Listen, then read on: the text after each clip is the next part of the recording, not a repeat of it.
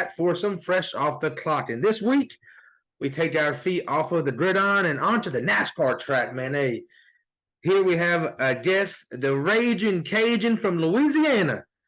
Drove the number 44 car for TriStar, Hal Martin. Let's give him a round of applause, everybody. Thanks for coming on, Hal. Appreciate you, man.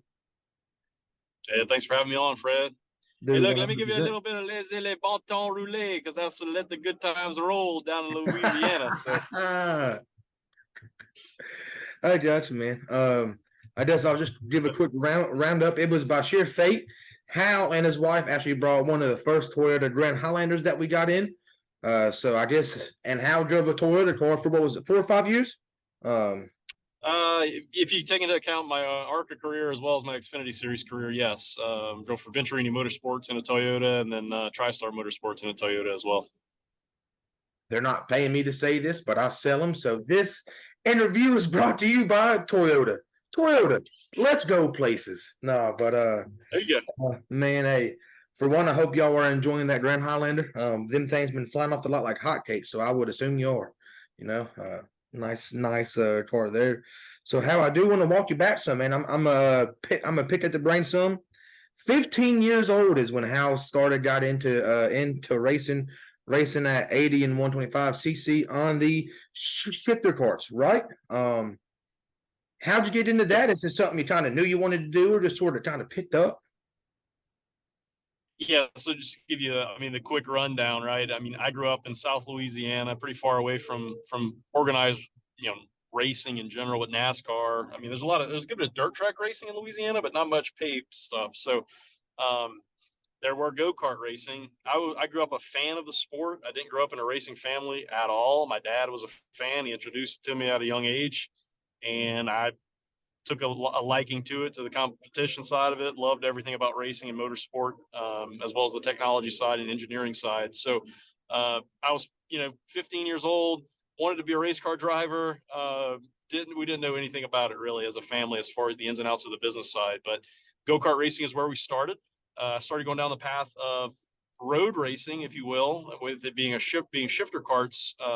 It's road racing, right? So a lot of go-kart drivers that get started in go-karting, going down the oval track path, they race on dirt oval or even asphalt or concrete paved ovals. But I was going the road course racing route until right around 2005, 2006. I've been racing for a few years, and we had to make a decision whether we continue to go the road racing route and go to some Formula Mazda stuff or things of that nature as I started to be more successful as a driver. And we decided to buy a late model, and the rest is kind of history as far as the oval track racing scene is concerned. I got you. Yeah, 2007 Mobile International Speedway Track champ in the late pro model division. What's that feel like? Like your first big dub, right? Like your first, like, all right, I've made it, It felt great. And honestly, I even speak today about those days in racing. I was able to get up the ladder pretty well. I mean, I never made a cup start, which really irks me. I never had the opportunity to make a Cup Series start. But the most fun I ever had driving race cars, honestly, was those late model days. We were a family-run team, family operation. It was, dad, mom, myself, a mechanic that lived basically 5 doors down from us, had a mechanic shop in our neighborhood, and a couple other family friends. And, every weekend we'd load up our toter home with our late model and drive from Louisiana the 6 hours to Pensacola and Mobile. And a lot of hard work from a family perspective, putting in that work as a family meant so much to me, to be able to win races as a family run team and to win the championship in 2007 in Mobile.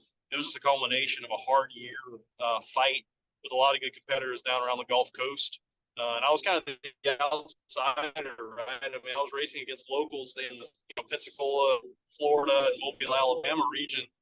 And being the guy from Louisiana coming in and taking some of those wins in the championship that year, kind of as an outsider, it was a great accomplishment, great feat, something I'm very proud of to this day. And never forget those days driving in Mobile. That's for sure. That track is a lot of fun. I got you, man. Hey, that's now. You also went to the Hillensburg Driving School. And then after that, obviously, you kind of got into more of the bigger car scene racing. What's it called? ARCA? Did I say correctly? ARCA? Yep, that's right. Races in in a late model, won the championship, but you never know how you increases. But also the cars drive totally different. You go from a coilover spring car of a late model, pro late model, and a super late model into a big spring car, which handles differently, right? And you've got aerodynamics that come into play a lot more on the bigger tracks of ARCA. And I had success right out the gate. I was never able to win an ARCA race. However, I think my second start was the Chicagoland Speedway. I was able to finish third in my second start, first time on a mile and a half racetrack in that type of car.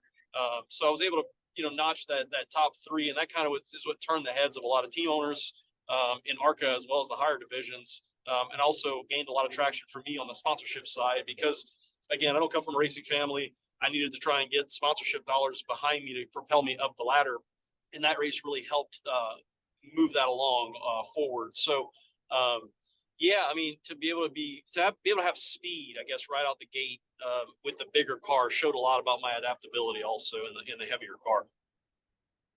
Okay, man. Yeah. Also, you raced at some of the most notorious tracks across the planet, right?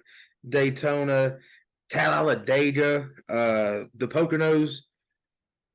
Out of all the places that you did race, do you have a personal favorite? Bristol.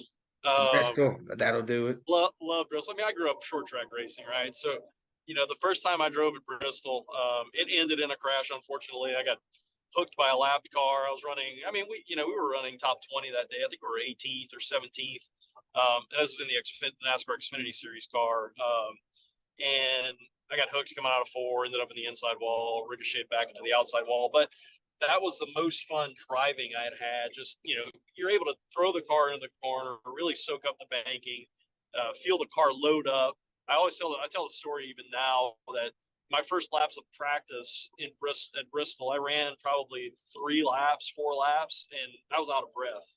And it wasn't from being unconditioned. I mean, I was on a strict regimen of working out and diet back then, but I literally was holding my breath for a few seconds, for many seconds every lap, and got winded after about 3 or 4 laps. Of course, hit the reset button, and then I was fine the rest of the week because I had to convince myself, hey, keep breathing.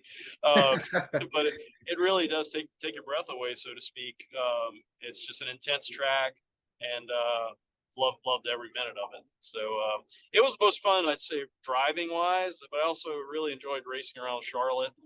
Just because of the sheer speed and the sense of speed you get. Sure, you go faster speed-wise from a mile per hour standpoint at Talladega and Daytona, but your sense of speed at a track like Charlotte, which, it feels much faster. And the way you can kind of dive off into the corner at Charlotte, carve the corners, just a really intense sensation that you get behind the wheel. And that's where the Hall of Fame is, correct? It's in Charlotte? That's correct. That's I correct. got you. NASCAR Hall of Fame is located here. Shout out to my General Motors guys. I know that's where they do their Corvette training too, so they've all got to kind of hit the lap some. Then after that, you drove in the Camping Truck World Series for, I believe, 1 race. Obviously, that's not the big one up onto the TV screen at all of the bars, but that had to be cool, right? What'd that feel like for you? Yeah, that was pretty cool. That was in a time where I was trying to get my feet under me and figure out, how do I climb up the ladder, right? And again, not growing up in racing. I did a racing school with Andy Hillenberg. You had mentioned that. Then I actually did a couple of corporate events after I went through his school for some execs and stuff like that. So I was basically an instructor at those events for Andy Hillenberg. And at that time, Andy had a truck team that he was racing, and I just basically got a few dollars scratched up together and went and drove a race in Memphis for Andy. Grateful for the opportunity. It was a hot day in Memphis, I will tell you that. It was 107-degree ambient temperature, and it was a grueling day. But around that time, I was trying to figure out exactly what we were going to be doing. I'd also ran a couple of races or I'd raced one race for Cunningham Motorsports. I had another one coming up in ARCA for Cunningham. And at that time, Cunningham Motorsports was the development team for Penske Racing in the ARCA series. Parker Kligerman was my teammate that year. I raced part-time. Parker ran the full season for Cunningham Motorsports. And again, I was kind of driving for a lot of different teams at that time to try and figure out the best route to go to get up the ladder and get into the NASCAR ranks. And that's what took me to Andy's truck team, raced that one race and moved on from there. It was a good experience. Trucks drive just like cars, maybe a little bit different aerodynamic wise, but for those that don't understand or maybe don't follow the sport as closely, when you hear truck, you don't think fast car, right? But it basically is a race car with a truck-ish body on it. I got you, man. I got you. And then in 2012, you finally made the big leagues, huh? You debuted in the Nationwide Series at Kansas Speedway. That was your first big one. I want to pick your brains from here. What was that morning like? Just waking up. What was your routine, if you can recall? I mean, it has been a few years. What was my routine? Yeah, just like what was your mindset like when you woke up that morning, knowing like, all right, that's the big leagues. Surprisingly, the morning of the race, I was very calm. I was very focused. I'd put in a lot of time racing on computer simulation program. I didn't have anything high tech like the guys have today and girls have today, but I had just a video game basically on my computer that I would play. So I did a lot of that, studied a lot of film. So as far as preparation goes, I was prepped. So the day of the race, I was very calm, ready to go. I'll be honest, the practice day, it was the most nervous I think I had been behind the wheel of a race car since my very first day in a late model. And for whatever reason, it's just having the sense of, hey, I've gotten to this big league, right? I need to make sure I cross all my T's, dot all my I's. And so the nerves were high on practice day, but once I got that first practice session out of the way, I was ready to go. We had decent speed. Being frank with you, the team I raced for in the NASCAR Xfinity Series was a mid-pack team. So anything around, if we could run 20th, that was a great day for us, right? So, that I think we practiced like 16th or something like that in my debut. So I was pretty pumped about that. I think we qualified 16th as well. The race didn't go as well as the speed we had leading up to it, but after that morning of was just sheer focus. I mean, I knew the job I had to do, and I was ready to do it. Heck yeah, man! And then obviously you competed for Nationwide Rookie of the Year, and then obviously you kind of just hit the ground running next year.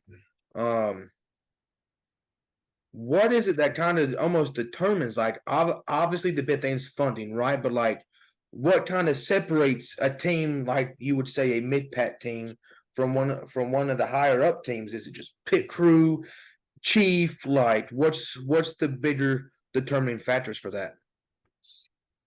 So it boils down to funding, Funding. because with better funding or more funding, you are able to hire more qualified individuals. You are able to hire a larger staff, more engineering staff. You're able to spend more money in simulation work.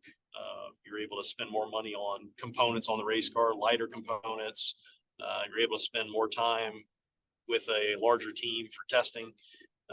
There's also, and I say testing, not testing on the racetrack, but testing at the race shop, right? Running through different setups, running through different changes that you might work on a weekend. So the biggest thing is funding. And there's quite a big discrepancy, or at least there was back then. The top teams were spending upwards of $6 million, $7 million a season at the Xfinity Series level. Our team was spending about $2 million a season. So there was a quite large gap there. The larger teams had more cars at their disposal. They could tailor cars more tailored to a specific type of racetrack, whether it be a mile and a half, whether it be a short track, whether it be a speedway. We were more limited. We had a set amount of cars that we budgeted for the year, and that was it. So that was the biggest discrepancy. And I know, or I don't know, sometimes folks don't, or people don't like to talk about that. But it is the reality, right? I mean, motorsport is highly dependent on how much funding you can acquire, and that equals speed. So on many a front, from personnel all the way down to parts you buy for the race car. Fair enough. Me being a super casual viewer now, growing up, I was in a big NASCAR home. There's a picture of Jeff Gordon holding my sister right back in the day. My family was up in Jersey. NASCAR was booming. It was almost like Philadelphia Eagles football and then NASCAR. I mean, back in the day, it was jumping up there. You don't really think that deep into the just intricate pieces of what really puts it all together with it. And then you had a pretty quick turnaround in 2015. You were a team owner with your now deceased best friend Eric McClure for Martin McClure Racing. What was that like to kind of be in the upper seats? Yeah, it was a transition, that's for sure. Eric was a great friend of mine. We met at TriStar Motorsports. We were teammates as drivers, and then I ended up being reserve driver for him when he still had Hefty and Reynolds Wrap sponsorship. I'd go to the track with him, basically be standby driver if it was needed. Um, the K&N team was born on a napkin in Disney World. We were on a family trip together, and we had this crazy idea. My driving career was winding down. He was still driving at the time, but we had this crazy idea. Eric was trying to figure out what's long term going to be post driving, right? I mean, he knew he didn't have very many years left driving, or didn't want to keep driving because he had a growing family, and we had this crazy idea. Let's start a race team. So it was born on a napkin in Disney World. One late night at a hotel or wherever we were staying, and our vision turned into a reality. We had some really good drivers come through our stable with Chad Fincham. He got us our first win and only our third start as owners. We won Bristol Motor Speedway K&N East Series race in 2016, and then we followed it up with wins at Virginia International Raceway and Watkins Glen with Austin Cindric. So I mean, heightened name in the Cup Series now, Austin Cindric and Chad Fincham even still racing in the Xfinity Series today. So having those drivers come through our stable was really I guess it put an exclamation mark on what our team could do. Being a young team, we were racing against teams that had been racing in the K&N series for years, right? And to come out of the gate swinging and win our third and fourth races as owners, and then again later that season, really again put a stamp on what we could do.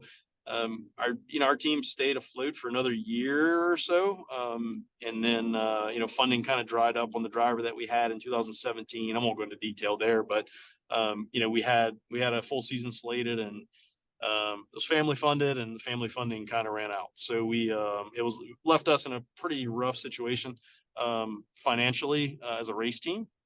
But what we were able to accomplish in the short time that we did was really it was gratifying. I mean, it was a lot of hard work, a lot of time spent running parts up to Virginia where the team was based. I live in the Charlotte or Mooresville, North Carolina area, so I was kind of the runner, if you will, of parts from Mooresville up to Virginia. We were operating out of the old Morgan McClure Motorsports race shop, which, I mean, for those that are NASCAR fans, the iconic yellow number 4 Kodak car from the 90s.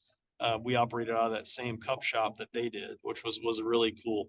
And that's Eric's family who owned that race team back then. So really fun project.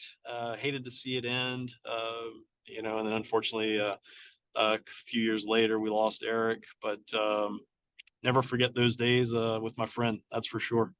Hey, y'all done it. Like you said, you won a few races. You got to really experience the highest of highs with it, man. That's what's up. That's definitely. Now, I remember speaking to your wife when she came up to pick up the Highlander. She said that you were in a pit crew, correct? So most recently, Well, not. I don't know if she really like put a timetable on it. She just did mention that you were in. You had a little stop at being part of the pit crew too. so I was a spotter. So what I did most recently, I was my most recent position in NASCAR, and before I got out of it, because I'm no longer working in the sport anymore. But 2019, 2020, and 2021, I was working for Joe Gibbs Racing, and I was Ty Gibbs' spotter and driver coach. So basically, they hired me on to get Ty up to speed with the bigger cars because he was just coming out of late models and working up into the ARCA series and the K&N series, with the end goal being the Cup Series, which is where he is now. And I worked one-on-one with Ty. I was basically liaison between Ty and the engineering staff at Joe Gibbs Racing, as well as his driver coach. So a lot of simulator time with him spent at the race shop. Lots of time spent at the racetrack with him through testing, and on race weekends I would be his spotter, so I'd be his eyes in the sky. I'd be up on the roof of the suites typically, and I'd be in direct communication with him. For those that don't know what a spotter does, I'm on the radio talking to Ty. He's in the race car driving. I'm communicating between him and the crew down on pit road with the crew chief, as well as coaching Ty along. Changing driver lines, letting them know what cars are around him. If we're in a tight battle with someone, letting him know where that car is in correlation to where he is on the racetrack. So kind of just, again, being his eyes in the sky. Was very, very rewarding. We won a lot of races together. We won the ARCA Series Championship in 2021, as well as winning his first NASCAR Xfinity Series races. I think we won 4 races in 2021. And that pretty much capped off my time in NASCAR. I called it quits after that. I was ready to be home a little more often, and so I didn't want to travel as much. So that was my main reasons. I miss it every day. Miss the competition, miss the people. But I'm very happy in my life and what I'm doing now. My man's a family man now. Y'all have a daughter, correct? That's correct. Yes. I got the girl dad. My wife gave birth to our daughter in 2020, at the very end of 2020, and that kind of spurred my desire to leave the sport. I wanted to be home and be able to be home with my daughter and my wife and spend more time there with them and watch her grow up. So I wanted my weekends back, and made the difficult decision to leave motorsports.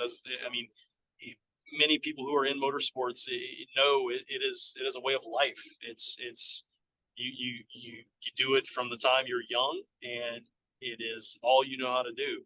I still am involved in automotive things. I now am a vehicle accident reconstructionist, so I am constantly working to I guess not working on vehicles, but I am looking at vehicles often and recreating accidents, if you will, through simulation work in the office. So still got to kind of fulfill a little bit of my automotive desires there, albeit not in racing or motorsport anymore. But it is a great sport. I like I said, I love every minute I had in NASCAR and in racing in general. And it's an amazing sport to be involved in. Heck yeah, man! And then I also heard, so you're pretty good friends with Kyle Busch. I wouldn't say good friends.